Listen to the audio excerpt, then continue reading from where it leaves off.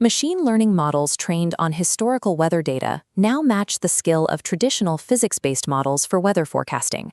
However, predicting how the Earth will react to novel greenhouse gas levels presents a paradox. How do you ask an AI to simulate a climate that doesn't exist yet?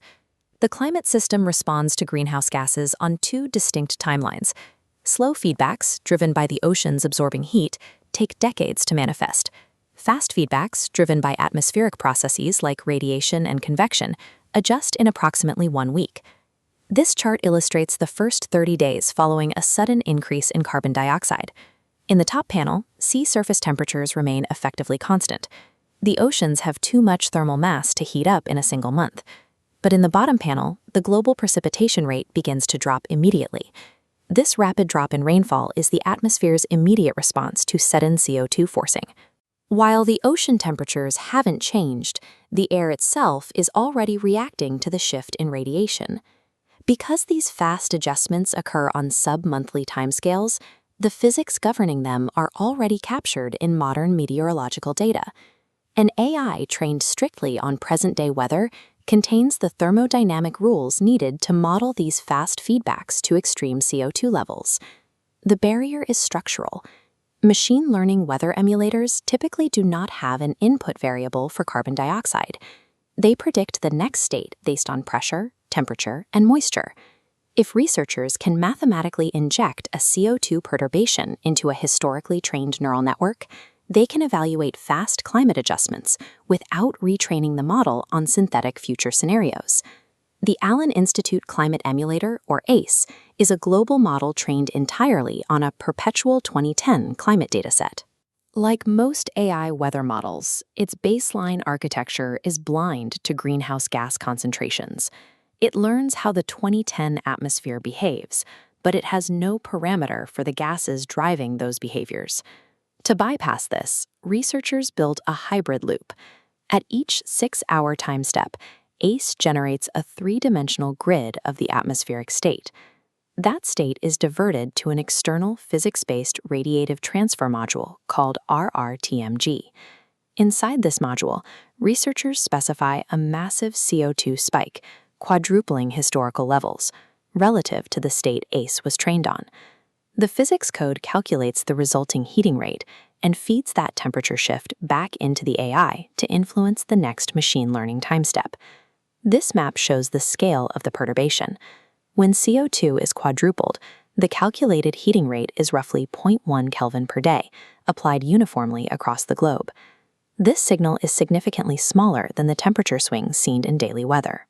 This hybrid loop forces an AI to react to a continuous physical warming signal. It tests if the machine learning architecture can recover atmospheric physics from its historical training data. When carbon dioxide is instantly quadrupled, how should global rainfall respond? In a state of radiative convective equilibrium, a spike in CO2 traps heat, which immediately reduces the atmosphere's ability to cool itself through radiation. To maintain thermal equilibrium, the energy coming into the atmosphere must also decrease. Most of that energy input comes from the latent heat released when water vapor condenses. Therefore, the laws of equilibrium dictate that global precipitation must drop. When this 4-time CO2 perturbation is run through the default ACE architecture, the AI predicts the opposite outcome. As shown here, precipitation and latent heat flux trend upwards. Overlaying the ground truth physical data highlights the error. The physics-based model shows precipitation decreasing to maintain equilibrium. Furthermore, the AI's predictions for precipitation and latent heat flux diverge from one another. Since evaporation supplies 90% of the moisture for precipitation, these lines moving in opposite directions violates the global moisture budget. The spatial pattern confirms the failure. In response to an extreme CO2 spike, the default ACE architecture erroneously blankets the globe in increased rainfall and heat flux. Despite its accuracy under normal conditions, the baseline AI fails to capture basic climate physics when pushed outside its training distribution. To find the root cause, we have to examine the neural network's underlying architecture. The default ACE model is powered by the spherical Fourier neural operator, or SFNO. SFNO uses a global receptive field. To predict the weather at any single local point, it mathematically mixes information pulled from every other grid cell on Earth. This global information mixing is problematic when faced with the CO2 perturbation, which is a uniform warming signal applied everywhere at once. The AI evaluates the signal using a correlation found in its historical data. In the present-day climate, the warmest regions on Earth, like the tropics, are typically the regions with the heaviest rainfall. When the hybrid loop applies a uniform warming perturbation to every cell simultaneously, the network relies on this learned spatial correlation. The AI assumes that because a warmer atmosphere correlates with more rain in its historical data, a warmer atmosphere globally must equal more rain globally. Because the network looks at the entire warming planet at once, it produces a global increase in rain instead of calculating the local energy balance. Global pattern recognition is incompatible with enforcing localized physical conservation laws under novel forcings. Engineers can correct these errors using inductive bias. This involves restricting a neural network's architecture to force it to prioritize specific physical rules. To fix ACE, researchers looked to physics-based Earth system models for a structural constraint known as the column abstraction. In physical models, variables like precipitation are calculated using only the state of that exact vertical atmospheric column, ignoring the rest of the globe. The team modified ACE to mimic this. They kept the global network for general time-stepping, but forced it to diagnose precipitation locally using an isolated 3x3 vertical patch. This creates a boundary between the network moving weather forward and the network calculating rainfall. By hard-coding this restriction, the AI can no longer look at irrelevant global heat data to guess rainfall based on historical correlations. Instead, the model must evaluate the local thermodynamics of the carbon dioxide perturbation. This spatial map shows the result. The spatial precipitation response for the column-wise ACE aligns with the full physics baseline model. The erroneous global storm is replaced by localized physical adjustments. Visualizing agreement on a map is a first step, but we must also demonstrate that the AI maintains the conservation of energy and water.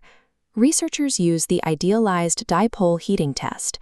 This benchmark calculates the expected precipitation response to a prescribed atmospheric heating perturbation using first principles. Calculating the column-integrated energy imbalance establishes the mathematical limits of physical reality. If a model crosses these lines, it is violating the laws of thermodynamics. The gray-shaded region establishes the mathematical limit of physical reality based on condensation. The teal line, representing the default ACE, diverges from these bounds, failing the conservation requirement. The brown line, representing the column-wise ACE, remains within these physical bounds. A neural network, trained entirely on historical weather, successfully extrapolated localized physics for a world with 8 times the historical CO2 without being taught greenhouse gas dynamics. This confirms that while massive datasets are necessary, they require structural constraints to model novel climate states. Highly non-local AI architectures excel at moving large-scale weather patterns. However, domain-specific inductive biases are required to preserve the fundamental laws of nature.